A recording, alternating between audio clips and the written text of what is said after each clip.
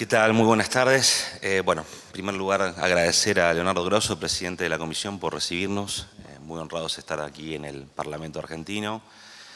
Destacar también que el Tribunal Ético de los Derechos de la Naturaleza se sitúa en la mejor tradición de los tribunales éticos internacionales, ¿no? Los principales antecedentes que registran estas clases de iniciativas promovidas por la sociedad civil ante patentes situaciones de denegación de justicia por los canales institucionales y formales, nos ha dado muchos ejemplos en las últimas décadas muy valiosos para tener en cuenta, como son los tribunales de los crímenes de guerra en Vietnam, el Tribunal Permanente de los Pueblos, el Tribunal contra Monsantos, algunos también tribunales de derechos humanos que exigían en la búsqueda de memoria, verdad y justicia, aunque sin consecuencias civiles y penales. Y al mismo tiempo el tribunal tiene casos en todo el planeta, tiene casos en Francia, tiene casos en Alemania, tiene casos en Inglaterra, en Canadá, en Estados Unidos, en Australia. Y esos casos lo que se proponen es investigar a las corporaciones petroleras del norte global o a las corporaciones mineras del norte global.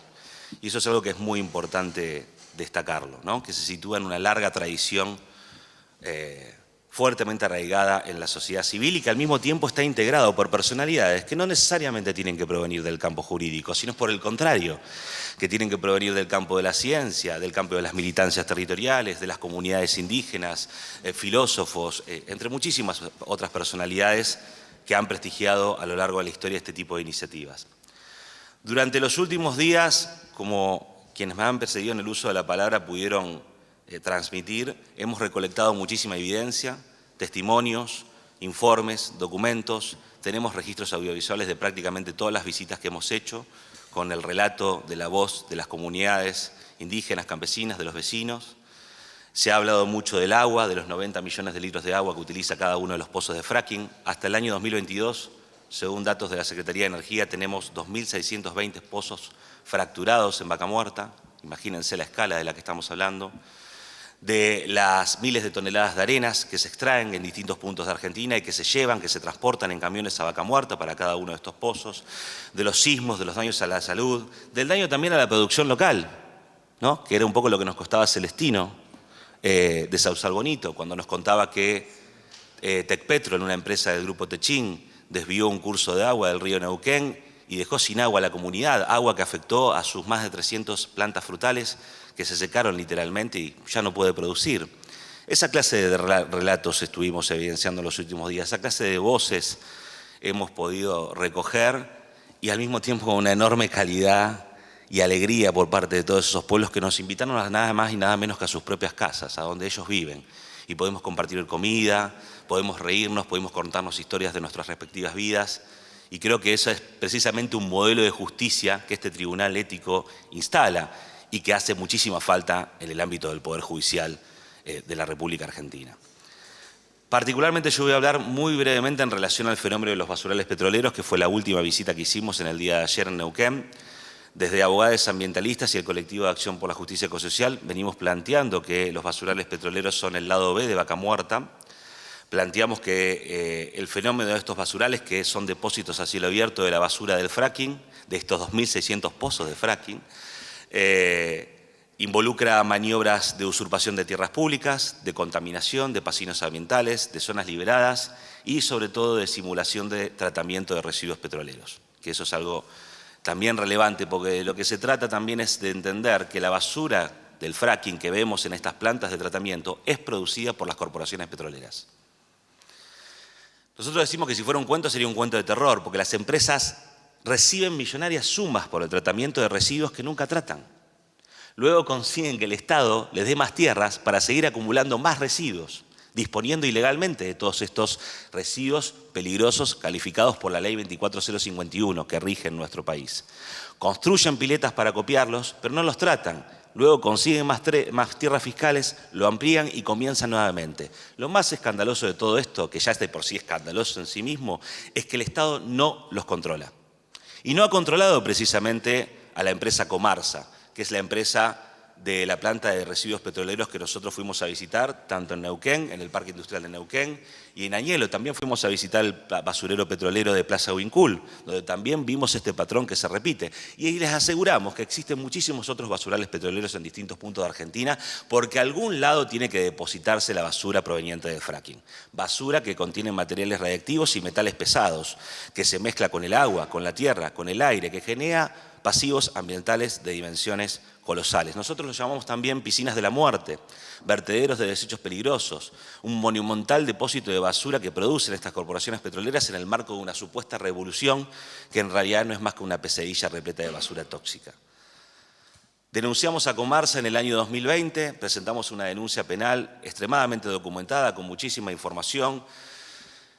Eso demandó el inicio de una investigación penal que hoy actualmente está en curso. Hemos presentado declaraciones testimoniales, hemos ampliado la denuncia, hemos llevado a peritos expertos en el marco de allanamientos a cada una de las plantas de Neuquén y de Añelo, y la investigación avanza básicamente en 3 direcciones. Primero, un patrón que se repite en el resto de las violaciones a los derechos humanos y ambientales y de la naturaleza que testimoniaban recién el panel de jueces y de juezas.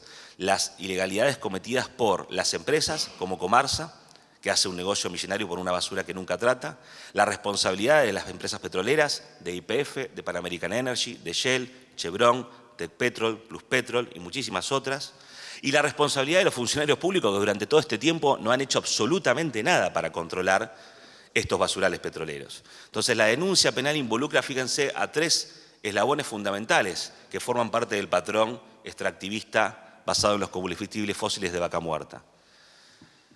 Solo para tirar 2 estadísticas o 2 números que nosotros consideramos contundentes, entre 2016 y 2019 aumentó el 83% el volumen de desechos sólidos, en su mayoría, por supuesto, por perforación de pozos no convencionales. En el basural de Comarsa hemos relevado que existen 720.000 toneladas acopiadas a cielo abierto. Pudimos verlos, el olor era insoportable, las montañas eran gigantescas, estaban apiladas allí, mezclándose con la tierra, con el agua, con el aire, sin ningún tipo de control. La empresa ni siquiera estaba debidamente cercada, había unas lajas que se estaban desmembrando, parecía una empresa que estaba literalmente abandonada. Todo, insisto, sobre tierras públicas cedidas por la Municipalidad de Neuquén a precio vil. De eso estamos hablando un poco cuando hablamos de la basura de fracking. Equivale a 500 piletas olímpicas. Si tendríamos que acumular de esas 720.000 toneladas en piletas olímpicas, equivale a llenar 500 piletas olímpicas, para que tengamos una dimensión de ese volumen. La basura de fracking, decía, son recortes de perforación o cutting, que es lo que, como se lo conoce en la industria petrolera. Están formados por mezcla de lodos, en los que hay residuos peligrosos como hidrocarburos, hay agua, están los químicos que también se inyectan en el proceso de fractura. Las plantas no cuentan con ningún tipo de capacidad técnica necesaria, no tienen hornos de tratamiento técnico, no hacen otra cosa más que juntarlo en estos piletones improvisados, construidos sin ninguna medida de impermeabilización, o mezclarlos con los propios suelos que no están combinados, generando más residuos peligrosos. Todo esto, por supuesto, es ostensiblemente ilegal. No hay ninguna duda de que es ilegal. Y la evidencia que hemos presentado, no solamente desde abogados ambientalistas, sino desde el Observatorio Petrolero Sur, la Confederación Mapuche, la Asamblea Permanente por los Derechos Humanos, las propias comunidades que también vienen luchando contra los basurales petroleros en Vaca Muerta, han acompañado en los últimos años evidencia contundente al respecto. Y por eso fuimos a la justicia, para que cumpla con su rol e investigue y condene efectivamente a los responsables. Solo para terminar, a 10 años de Vaca Muerta, la profundización del modelo extractivista nos trajo hasta acá los siguientes resultados. 40% de pobreza, más de 18 millones de personas, 8% de indigencia, casi 4 millones de personas, 66% de las infancias bajo la línea de pobreza según datos de UNICEF, 100% de inflación interanual, 7% de desempleo, pero con un 50% de los salarios que se perciben por debajo de la línea de pobreza, una deuda externa que representa el 80% del PBI y el 20% de los hogares de pobreza, en situación de pobreza energética. A esto hay que sumar también los 15.000 millones de dólares que el Estado argentino ha subsidiado en concepto de combustibles fósiles a estas mismas empresas. O sea, es el Estado argentino quien le ha pagado todo este dineral a Chevron, a Exxon, a British Petroleum, a Tecpetrol del grupo Techin. Esta empresa del grupo Techint, hago un paréntesis, decía antes que en el testimonio de Celestino es la empresa responsable del desvío del curso de agua y de haber privado a una comunidad entera del agua, ¿no? La misma empresa que es responsable de este gasoducto que también se está construyendo, y de muchísimas otras corporaciones del norte global que vienen a nuestro continente para perpetuar el modelo de saqueo colonial basado en la conquista, el genocidio, como lo vienen haciendo desde hace más de 500 años. Estos datos oficiales no hacen más que ratificar la continuidad de las promesas incumplidas de los modelos de mal desarrollo, que no solamente han faltado a su palabra, sino que por el contrario queda evidenciado de manera contundente que han profundizado la pobreza, han profundizado el trabajo precario e indecente, han profundizado y expandido las violaciones masivas a los derechos humanos, ambientales y los derechos de la madre tierra, han profundizado el ecocidio, el desplazamiento, la expulsión, la estigmatización, persecución, represión y encarcelamiento de organizaciones, de asambleas, de multisectoriales, de vecinos autoconvocados a lo largo y ancho de Argentina. A más extractivismo, como siempre dice Enrique Viale, más pobreza, a más extractivismo, más desigualdad social, a más extractivismo, más autoritarismo y represión, a más extractivismo, más postergación de políticas que impulsen una transición energética justa, popular, democrática, igualitaria, que también debata acerca de una distribución equitativa y justa de la tierra y la promoción de la soberanía alimentaria. De todo esto hablamos cuando hablamos de vaca muerta, pero también de todo esto hablamos cuando hablamos de la expansión de la frontera hidrocarburífera sobre el mar argentino, del agronegocio, de la deforestación, de los incendios masivos con los humedales, de la megaminería a cielo abierto, de la salmonicultura y de los extractivismos basados en la especulación inmobiliaria.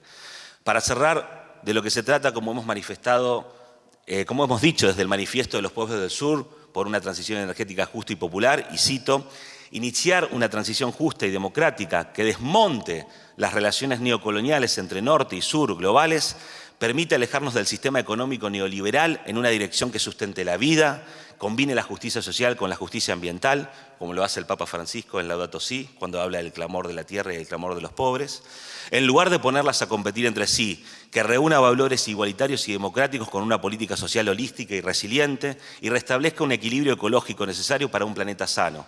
Pero para eso necesitamos más imaginación política y más visiones utópicas de otra sociedad socialmente justa y respetuosa, tanto de la diversidad como de nuestra propia casa común. Muchas gracias.